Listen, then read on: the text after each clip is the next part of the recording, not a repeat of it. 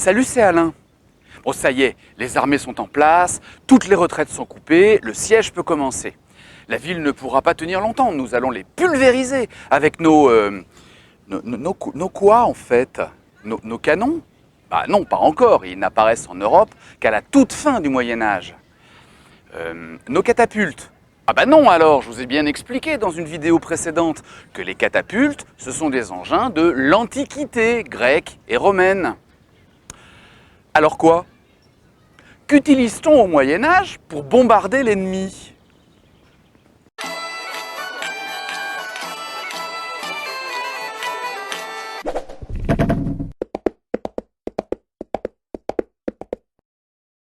Pendant toute la première moitié du Moyen-Âge, il n'y a pas vraiment de machine de jet efficace. Les catapultes, n'en déplaise à certains récits manifestement inspirés de textes antiques pour valoriser les combattants, ont à peu près disparu. Il faudra attendre le XIIe siècle et le développement des croisades pour que l'Europe s'approprie de nouvelles technologies et les incorpore dans ses tactiques de siège. Ce qui est drôle, c'est qu'en la matière, on apprend des Sarrasins, qui avaient eux-mêmes appris des Chinois, qui avaient eux-mêmes inventé la catapulte à partir d'autres éléments plus anciens. Comme quoi, au début, arrive la pierrière.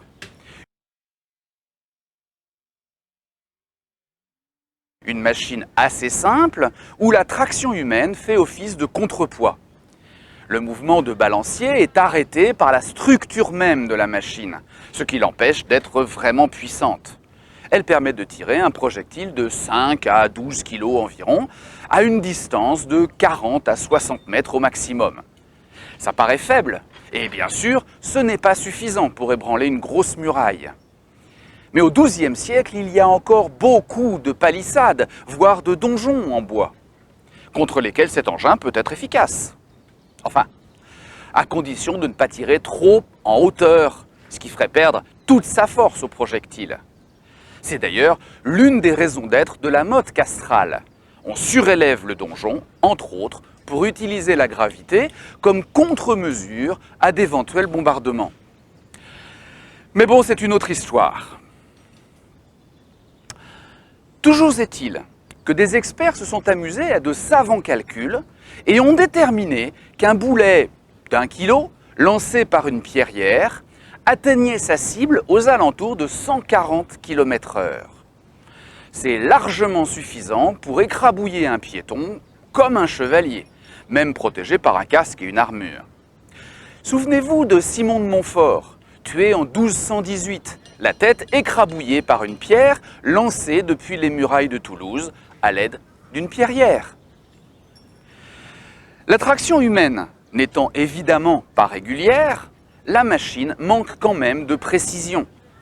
Jusqu'à ce qu'un petit malin pense à la doter d'un vrai contrepoids placé de manière à vraiment pouvoir se balancer entre les montants et qui vient s'ajouter à la traction humaine qui reste en partie utilisée. On est toujours au XIIe siècle et ce sera la bricole.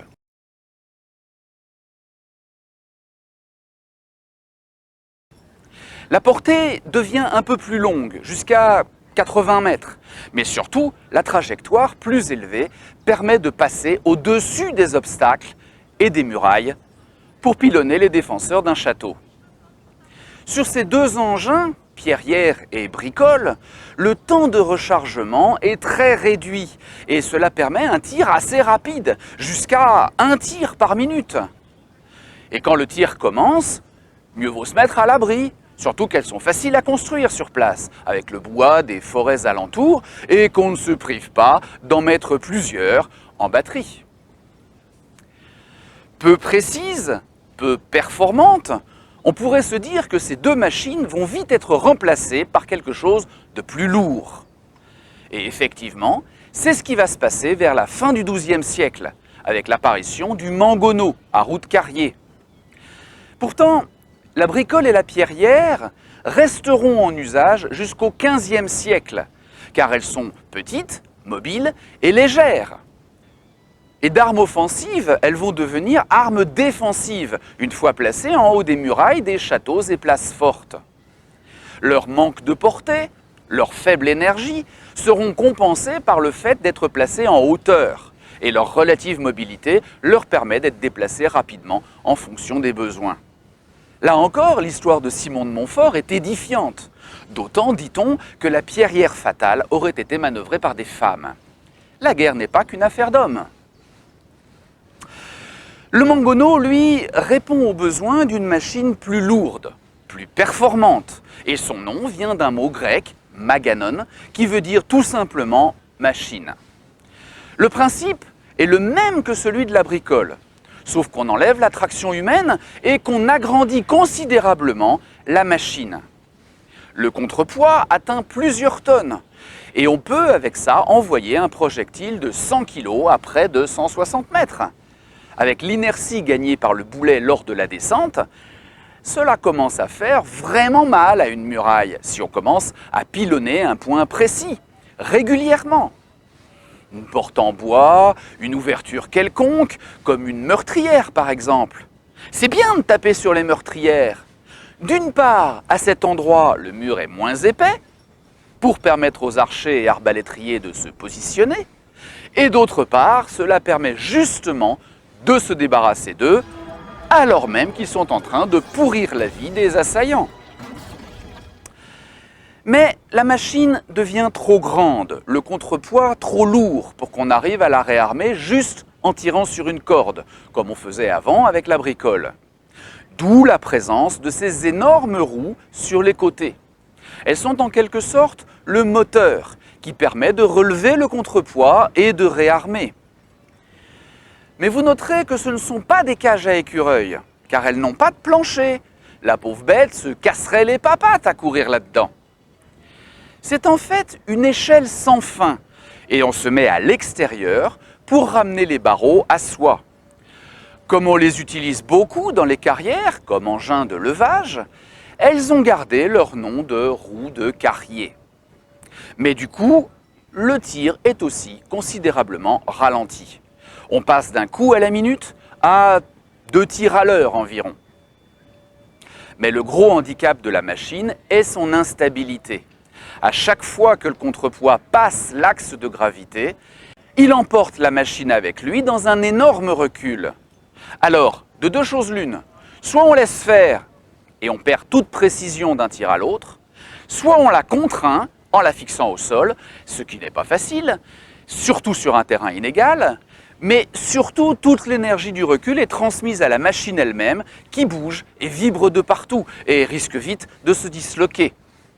Or, si une pierrière ou une bricole sont vite reconstruites, ce n'est pas le cas du Mangono qui nécessite un vrai savoir-faire technique. Les spécialistes de ces engins sont d'ailleurs nommés ingénieurs, mot qui donnera évidemment notre ingénieur moderne, qui est donc à l'origine un spécialiste des engins de guerre. Le Mangono restera en usage jusqu'à ce que, à nouveau, un petit futé réfléchisse un peu et se rende compte qu'en articulant le contrepoids, on amortissait considérablement le problème de recul. D'une part, le mouvement de balancier s'arrête plus vite et la machine peut se recharger un petit peu plus vite, toute proportion gardée. Mais surtout, on élimine les problèmes de stabilité, de solidité et de précision. On détient en quelque sorte l'arme absolue, l'aboutissement de la recherche pour ce type de machine, et on la nomme trébuchet.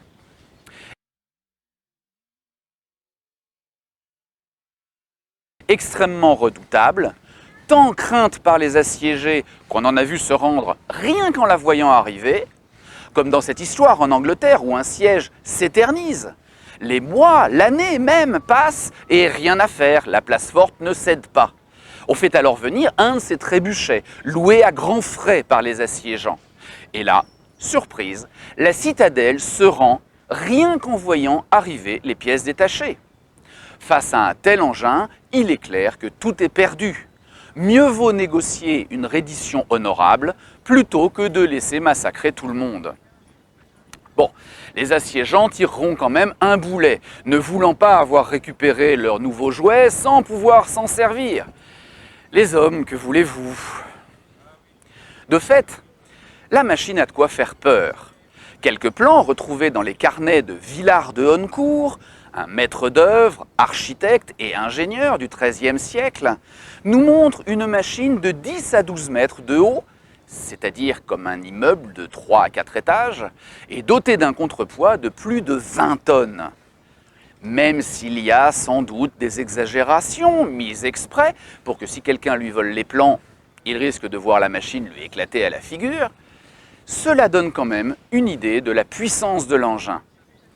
D'autant qu'on a retrouvé au château de Saône en Syrie, mais aussi à Périgueux, des boulets de 300 kg et que des tests effectués grandeur nature avec un contrepoids de seulement 6 tonnes et un boulet de seulement 125 kg ont montré que les servants ont pu exploser un mur de pierre à 175 mètres de distance et démontrer une précision de l'ordre du mètre d'un tir à l'autre. Je vous laisse imaginer à pleine puissance. Mais le trébuchet a toutefois un défaut. Avec un rendement de seulement 1 à 2 tirs à l'heure et sa taille démesurée, il est lent et difficile à manipuler, voire impossible. C'est une grosse Bertha, extrêmement performante une fois réglée, mais qu'on ne peut pas manœuvrer. On a bien la trace dans les contes de la petite ville de Martel, dans le Lot, de la construction en 1356 d'un trébuchet monté sur un axe et pouvant donc effectuer une rotation complète pour tirer de tous côtés. Mais de telles machines étaient loin d'être la norme, d'autant que la nécessité de fondations extrêmement résistantes pour permettre à l'axe central de tenir en faisait une machine fixe installée à demeure et ne pouvant être démontée pour être emmenée sur le champ de bataille. Elle ne peut servir qu'à la défense de la ville. On va alors inventer un avatar plus léger et plus mobile, moins puissant certes, mais plus rapide et plus mobile. Ce sera le couillard.